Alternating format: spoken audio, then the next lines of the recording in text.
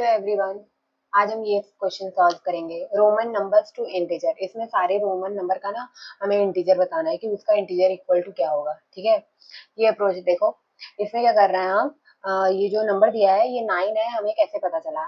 आई की वैल्यू क्या होती है, 1 होती है। ठीक है, हमें ये तो पता करना पड़ेगा कि रोमन नंबर में हर जो ये कैरेक्टर होता है वो क्या रिप्रेजेंट करता है, ये सबको आना चाहिए। उसके बाद ये क्वेश्चन सॉल्व कर सकते हैं, और जिसको नहीं आता हो यहाँ से पढ़ ले नोट से। ठीक है, तो आई जो है 1 को रिप्रेजेंट करता है और जो एक्स है वो 10 को रिप्रेजेंट करता है।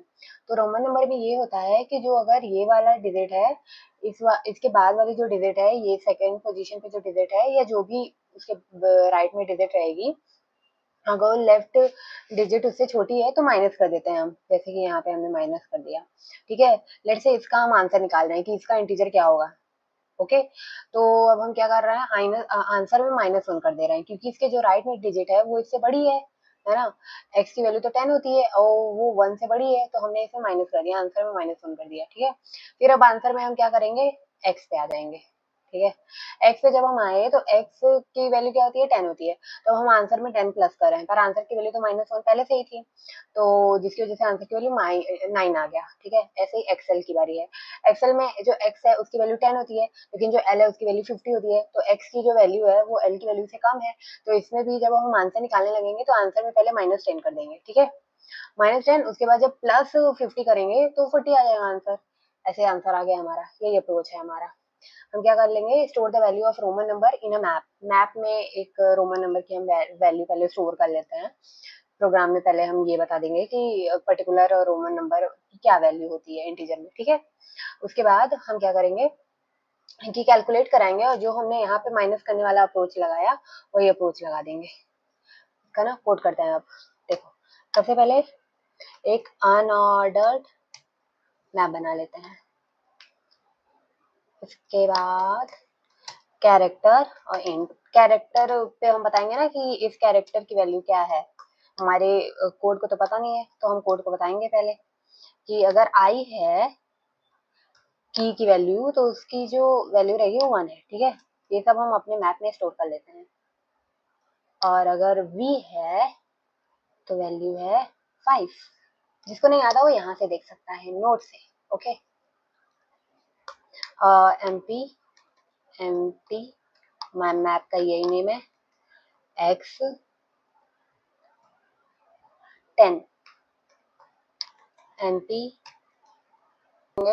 हम एक आंसर वेरिएबल डिफाइन करेंगे जिसको हम 0 से इनिशियलाइज करेंगे। इसी में हम अपना आंसर स्टोर कर रहे होंगे कि जो पर्टिकुलर हमें दिया गया है ना स्ट्रिंग, उसका क्या होगा इंटीजर वैल्यू। ठीक है, आई 0 से स्टार्ट करेंगे, S dot S I ready and I plus plus.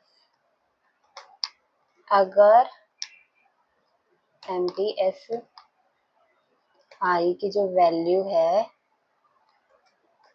उस वैल्यू से उसके नेक्स्ट जो वैल्यू है वो बड़ी रही, तो हम आंसर में माइनस कर रहे होंगे। ठीक है, प्रेजेंट की जो वैल्यू है उसको माइनस कर रहे होंगे, क्योंकि इस एग्जांपल में हमने यही देखा कि हमने इसको माइनस कर दिया, 1 को माइनस कर दिया, क्योंकि इसके जो नेक्स्ट राइट में इसकी वैल्यू है वो इससे बड़ी है, 10 है ना उसका इंटीजर में, तो इसलिए हम उसको माइनस कर रहे हैं। ठीक है, पर अगर ऐसा नहीं हुआ तो हम उसमें आंसर में प्लस कर देंगे, एमपी एस आई, और रिटर्न क्या कर देना है, आंसर कर देना, रिटर्न आंसर। इसको ना कंपाइलर रन करता है to see if we have made any mistake in our code, then submit.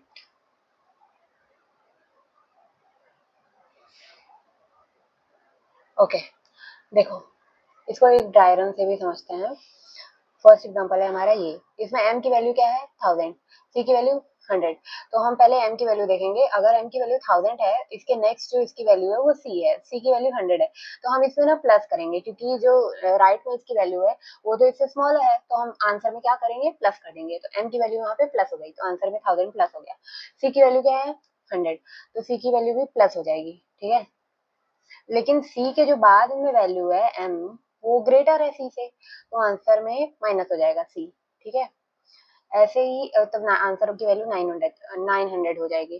फिर जो सेकंड डिजिट है वो एम है, लेकिन जो थर्ड पे है वो आई है, और इसमें क्या हो जाएगा, इसमें भी प्लस हो जाएगा। ठीक है, और फिर आई की, क्योंकि आई की वैल्यू 1 होती है ना, और 1 तो m से छोटी है, तो इसमें प्लस हो जाएगा। राइट वाला जो है वो छोटा है, तो प्लस हो जाएगा। इसमें हम क्या कर रहे हैं, इसमें भी हम आई की वैल्यू जो क्या है वो 1 है, और इसके नेक्स्ट राइट में जो वैल्यू है वो इससे ग्रेटर है, तो इसमें हम क्या कर देंगे, माइनस कर देंगे, क्योंकि राइट वाली वैल्यू तो स्मॉलर है ना। उसके बाद क्या कर रहे हैं हम, आंसर में ये माइनस हो जाएगा, तो ये आंसर हमारा आ जाएगा। उसके बाद इस वाले वैल्यू में हम क्या कर रहे हैं, 4 है, और जो नेक्स्ट डिजिट है, नेक्स्ट में तो कोई कैरेक्टर ही नहीं है, तो हम बस प्लस कर देंगे। ठीक है, तो this is our final answer. Bye bye.